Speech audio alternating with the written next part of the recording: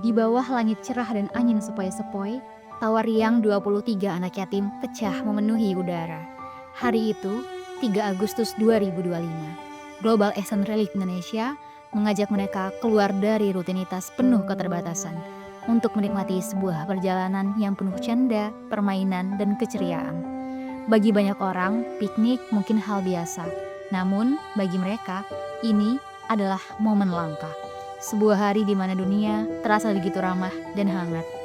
Mata mereka berbinar, bukan hanya karena pemandangan yang indah, tetapi karena merasa dicintai dan diperhatikan. Global Ihsan Relief Indonesia percaya, kebahagiaan sederhana seperti ini mampu menjadi obat bagi jiwa, menumbuhkan rasa percaya diri, harapan, dan impian baru di hati setiap anak yatim.